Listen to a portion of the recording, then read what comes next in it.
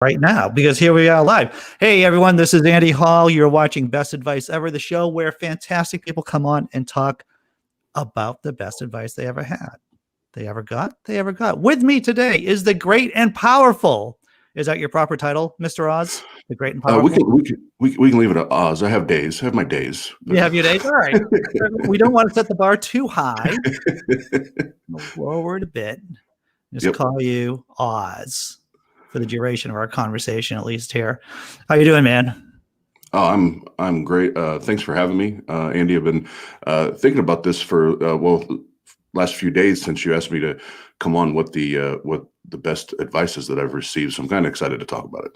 That's good, because I saw, I've been looking through some of your videos. I saw your recent interview with Seth Andrews. We were just talking about that before the show, and we were both envious of Seth's voice. And then I saw a live stream you did the other day, or at least part of it, I saw on mental health, which I thought was pretty impressive, to tell you the truth. Oh, thank you. And I said to myself, I got to get this guy on to talk about the best advice he ever got. So you know where I'm going. So, man, for those of us who have had early struggles, who have faced struggles, I think we are little storehouses of information and insight that a lot of normal people just don't have, or at least people that don't share our own struggles.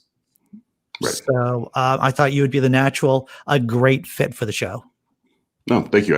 I appreciate that. And the one short little piece of advice I got that I hold on to every day, I think it could help a lot of people. So fantastic. So, hey, before we get into the best advice, for people who don't know you and don't know your channel, you want to just talk a little bit about that? Yeah, absolutely. I'd love to. So obviously I'm Oz, the host of the Atheist Round Table, also known as TART.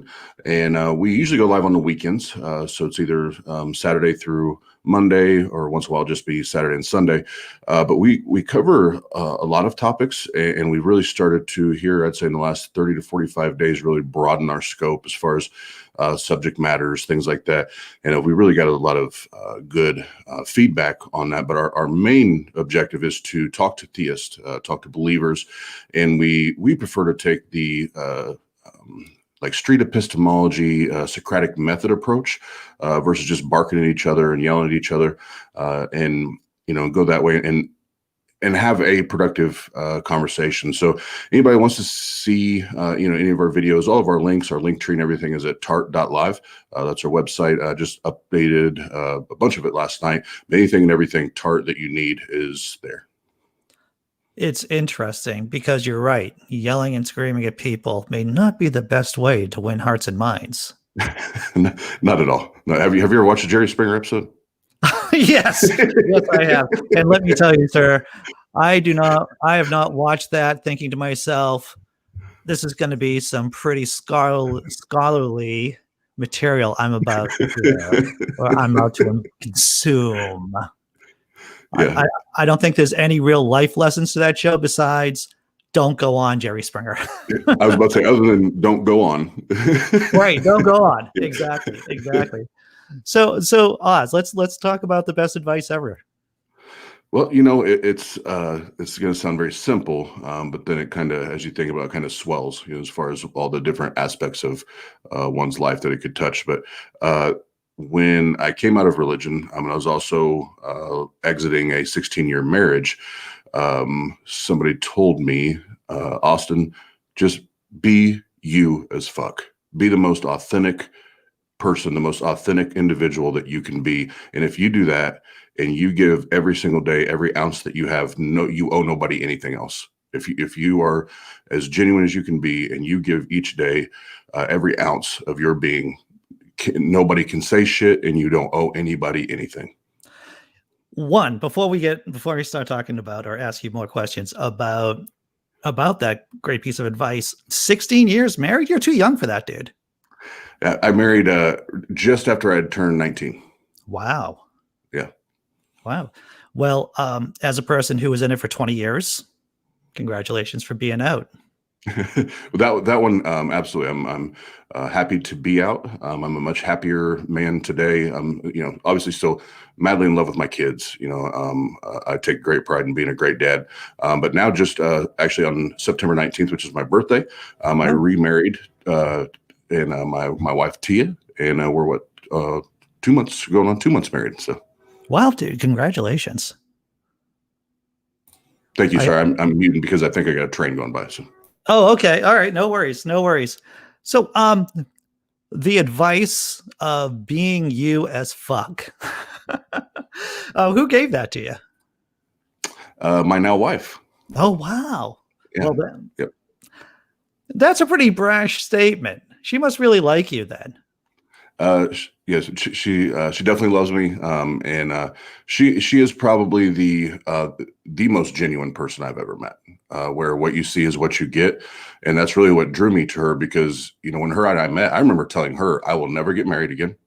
I Oh, will yeah. never have another wife." Because my divorce was brutal, and I lost everything, and I worked very very hard to have what I had, and I swore it off. It never happened. And, the more I got to know this woman, the more I fell in love with her. But she's always helped me keep my eye on ultimately what's really important. And that's taking care of my mental health, my physical health, and just being authentic, and being happy. Here's a question. When you were a Christian, did you feel like you couldn't be your legitimate self, your real self? No, now looking back at it now, no, it was, I would say 95% of the time, there was either a facade or a, charades, or, whatever you want to call it. I didn't get to be this. I didn't get to be Austin. I had to be whatever the ministry needed me to be at the time. Right. This is one of the observations that I've made, is that these toxic systems like religion, they can turn yourself against yourself Hmm. in so many different ways. Like, you get to sell yourself down the river for all intents and purposes.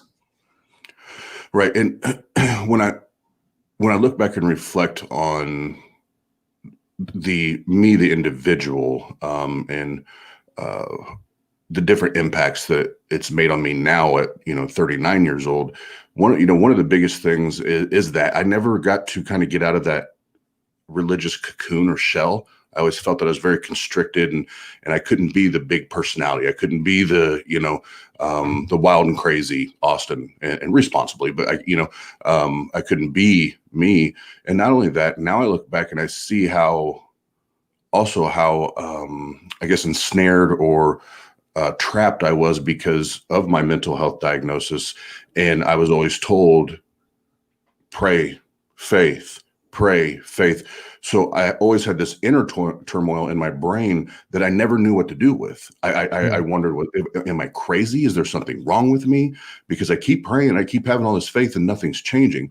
And then when I got out and started seeking professional help and got on the right medications and started surrounding myself with people that really understood what was going on, what I was going through, I was like, shit, what? Like, hey guys, thanks for helping me all those years. Like now I'm free and I'm happy, and mentally I'm peaceful. Thanks a lot for 30 years wasted on, that turmoil up here. Appreciate it. So the church that you belong to, the faith that you belong to, was really presenting barriers for you to get treatment. Yeah, and unfortunately, that happens to people all day, every day. Everywhere in religion, where if there was people that, because of the particular diagnosis that I had, bipolar is one of the bigger name ones that I have, and certain Christians would find out about that, and I look back at it now, I wish I could slap them in the mouth. It's like, oh, you have a devil, you have a demon. You're what? What? No. There's a couple chemicals off in my brain. There's nothing wrong with me. Right. Right. So besides being a bigger person, it sounds like you're a bigger personality. What other character traits or aspects of who you are have you discovered as you have been exploring being you as fuck? um, wow, man, there's a lot, but just to keep it streamlined, number one, and actually Seth and I were talking about this on the show with him the other day. My entire world around me illuminated. It lit up. Yeah. And all of a sudden it was like, I saw people for people, like as individuals, the humanity, and not through the dogma and the bigotry that's involved in religion and those lenses. I actually, for the first time, learned to actually love people for who they are, and it not just be a salvation target. Where they had this target on their chest where I felt like it was my job to get them saved. Now it was like, no, it's my job to love you right where you're at. And if there's any way that I can help you, that's what I want to do. And that's what I'm here to do until my day comes to die, Right. So there's that. And actually getting to look in the mirror and love Austin and appreciate Austin for who he is, instead of looking in the mirror and thinking, well, I wonder what pastor says and thinks, and I wonder what this person thinks, and did I do this right? And because now I just, like I said earlier, if I'm honest and I work as hard as I can every day and I'm happy with me, it doesn't matter what the fuck they think, so those are a couple. Like I said, I could probably go on and on, but those are the big ones for me right now. What's interesting is that I have an undergraduate in psychology, and I've worked in the field for well over 20 years. And psychologists talk about this locus of control, right? About whether or not people are in control of their own lives, or if they give it to other sources, whether it's institutions or rules.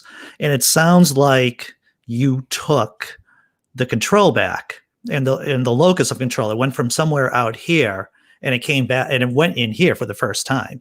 Mm-hmm. Yeah. 100%, you hit the nail on the head. And it was when that, like I said, that illumination, happened, or that light bulb finally flipped on for the first time.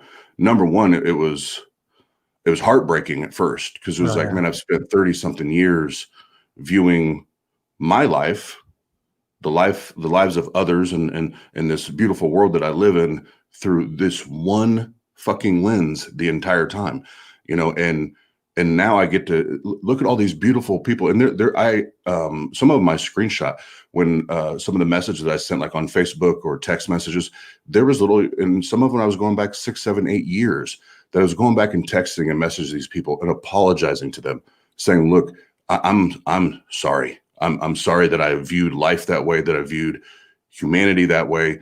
And if you can find it in you to forgive me, please do, because I'm not that Austin anymore. This is the actual real authentic Austin that does not view people in the world in that fashion anymore. That's interesting. Was that something that that process of going and asking for forgiveness, was that something that you learned about in therapy? Or was that something that you just felt like you had to do? That's just something that I felt for me to go to sleep at night, as I continued my discovery process, of this new me, and this new world that I'm living in, that I felt that I owed it to those people that whether it was intentional or unintentional, that I would have disrespected or hurt, or wounded, verbally or emotionally, anything like that. I felt like I owed it to those people to, at least on my end, put the olive branch out and say that I did that. Whether they accept it or not, that's on them. But at least I know that when I put my head on the pillow, I did the right thing, and I asked, for that forgiveness. Now, I have to ask you, you don't have to answer this if you don't feel comfortable. How old are your kids? I have four biological, and I have 2 stepkids. So we have a 4-year-old, a 10-year-old, a 12-year-old, a 14-year-old, and an almost 19-year-old. And almost 19. Wow. Yep. So how have they responded to these changes? The older ones who remember you as who you were, and now this transformation. Well, my kids, we've always had a great relationship. The biggest difference is, and this is going to be very, very ironic, because when I was a Christian, I wasn't on meds, right? Because it was faith and prayer. So there was a lot of, due to the bipolar and the anxiety, there were a lot of ups and downs for Dad. Whereas, one day I'm sky high, next day I'm not. One day I'm sky high, next day I'm not. And I'm not a screamer or a hitter, slap, or anything like that, but I would get real sharp with my words. And sometimes it wasn't what I said, it was definitely how I said it, and how I delivered the message. And now, just because I'm just a more chill, relaxed, when it comes to my relationship with them, they love it. Now it's like we can go and hang out with dad and not have to worry about anymore. Okay, is dad having a good day or a bad day? And is he gonna, be sharp with us, and that kind of thing. So if anything, it's improved that relationship with them, and they appreciate that. And I think the one thing that they don't realize today that's the biggest difference, as they start to become their own people, they grow into adulthood, is, and I try to tell them each time, because I get them every other weekend. Yeah. And when they're with me, I try to tell them and remind them, look, when you're with dad, I'm not, because their mom and their family are very, very religious. And I try to tell them, when you're with dad, I'm not going to teach you or tell you what to think, but I will teach you how to think, and how to be a critical thinker, and how to question things, and to be skeptical of everything. I will do that. And that's the one thing, with the older ones, it's starting to click. They're like, oh man, yeah, dad, I need to go look that up, instead of just, oh, okay, you said it, it's cool. So those are, I would say, a couple of the things off the top of my head that are awesome so far. Right. What I found with my own kids, I have a 18-year-old and 15-year-old, is that I'd have to say the same thing, but maybe in a couple of different ways before it actually clicks in with them. And then when it does, it's a light bulb. Yeah. And I think that's especially teenagers, from, I'm learning more and more, having a couple now, is that, what do they say? Repetition is the king of learning, or the father of learning. You do have to just keep saying it, and after 2 or 3 times, depending on, how they're, the wiring or the makeup, their brains are, finally say, oh, okay, now I see what dad's saying. Right. So, being you as fuck, have you told your kids that? Have you told anybody else that? Oh, I as much as I can. I'm actually trying to say it more, because I forgot until I said it with Jenna and Ethan the other day, when we did a show, it was last Sunday, on mental health and the stigma, behind it. It had been a little while since I said it on air like that, and I was like, man, I forgot how good it feels to say that. Because I was still like putting it, like doing hashtags with it, but it had been a while since I said it out loud like that. I was like, I need to start saying that more, because every time I say it, it just makes me feel better about it. So to answer your question, I will say it to anybody and everybody that will listen to me, because I think all of us, this would probably be a much happier world, and an easier world to live in, if we all adopted that, where it's like, look, let's take care of the people around us. Let's be authentic. Let's be real with each other, honest, and just be us as fuck. And I think we get along better, because people want to deal with authentic and honest people. They don't want to deal with the bullshit. Right. And being authentic means finding and creating meaning in your own life. Mm-hmm. And that insulates against a whole host of problems. If you feel like you own your life, and if you're creating meaning and experiencing meaning, you're much less likely, you become more of a resilient person, I think. Right. Yeah. It's what you said there is 100% true. And, finding meaning, purpose, that helps to define you, or, my position coming out of relationship and religion, having to reinvent myself, and who is this guy? Who is this Austin guy? I don't know this guy. You do that. Then as you ground yourself in that, and you find that identity, and you find that purpose, and all that, then when you are able to then start reaching out and helping others, maybe whether it's finding the same thing, or, however it is that you want to impact, when people start, when the ones that aren't authentic, and they have a problem with what you're doing, because they either are too lazy to do it themselves, so they hate you for doing it, or they just don't like you, whatever it is, because being at where we're at, we get hate emails and messages all the time, and yada yada yada. And people ask me, I was like, oh my God, you didn't see this? I'm like, I didn't even know we got it. Like, I don't even like it. It's like water off the, duck's back. It's like, oh, they were talking shit. I didn't even know they were talking shit. Keep it moving. Right. Right. Because when you're busy doing your own business, when you're busy being who you are in the world, there really is just not a whole lot of care. I mean, this is what I have. I don't really have a lot of time for haters or for people who don't like what I'm doing.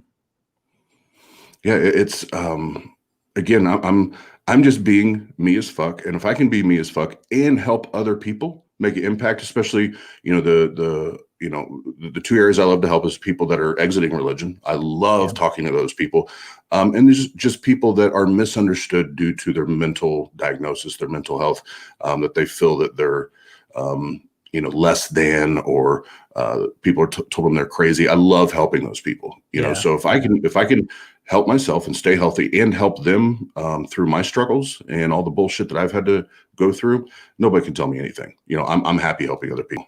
Sure. Most of us who are doing this YouTube thing, this social media thing, we have day jobs.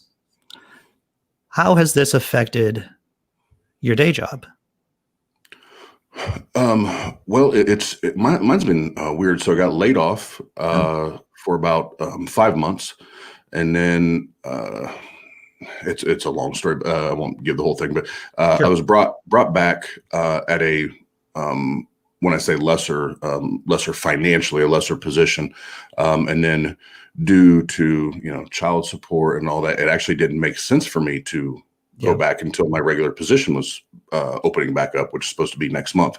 So I worked for about 3 months, and then essentially was furloughed again because I actually made more money not going to work with child support and all that than I did. So it's been the whole thing's been a mess, to be honest. Yeah, it's a common story. I'm out of work. I decided to leave work because of COVID-19 reasons, and so I'm like 2 months in of this not officially working thing, but still working because I'm doing my blog and YouTube and everything. And it's just it's a weird space to be in. Yeah, it's I will say, being able to meet, first and foremost, Pasta Mike. The one thing I'm grateful for through all this is, when I left the church, when I, left religion, I thought I had all these friends, right? Now I found out really, really quick that they were maybe acquaintances, if that, other than, my brother is the lead pastor there. Other than my brother and my sister-in-law, we're talking three years or whatever now, still not one single person has ever reached out to me. So I went from, having a God and a wife and all these friends to no relationships, none. And then about a year ago or something, right around there, I met Pasta Mike via TikTok. Mm-hmm. And he and I, not only are we business partners together with the Atheist Round Table, we've become best friends. We talk about everything, and other than my wife, if there's something that I'm pissed off about, something I need to vent about, he's the first dude I call, so that part of it, I'm grateful for, that I got to, through this madness of COVID, that him and I were able to develop that relationship. And then same with the rest of the guys on TART. And the reason I say all that is now I work, and Pasta does too. I work hours and hours and hours on the show, getting guests, recruiting guests, setting up debates, doing all those things. So it has been crazy, but I'm grateful. I found something that I'm truly very, very passionate about, and it's kind of brought a new, as far as my professional life, it's brought a new spark and a new challenge, and I'm eating it up. So it's all crazy, but I'm eating it up. That's great, dude. That's great to hear. Hey, just to catch up on some of the chat. Christian J. Watkins says, hello, Andy. Let Oz know I say hello. So that's from Mr. Watkins right there. What's up, Christian? Phil Lister, congratulations on escaping marriage and being married. Thank you.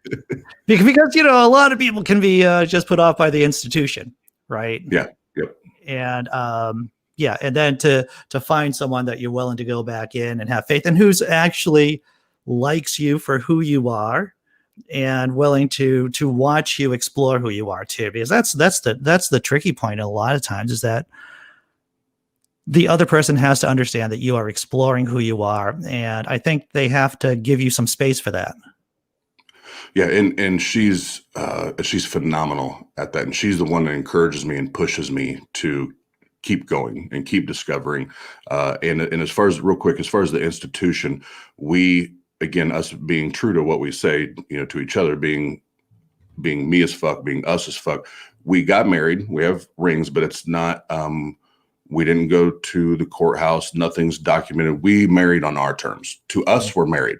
Right. The state wouldn't say we're married, Sure. but to us, we're fucking married. I hadn't even thought about being us as fuck, to tell you the truth. This is a whole new concept for me, and I like it.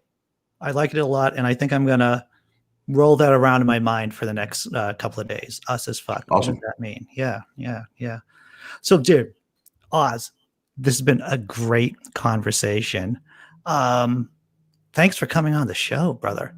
Is there anything else about this particular topic that you wanted to touch on that we just didn't get around to? No, I don't think so. I would just encourage, especially if there's anybody listening that follows TART or myself on Facebook or Twitter or anything like that.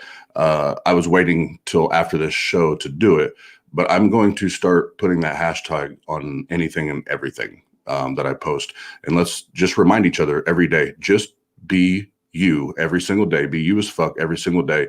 And I know you'll be a happier person for it.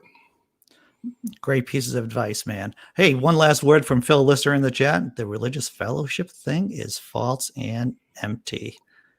Definitely can. Accurate. Yeah. That's true. Accurate. Well said. Brother, where can people find you online?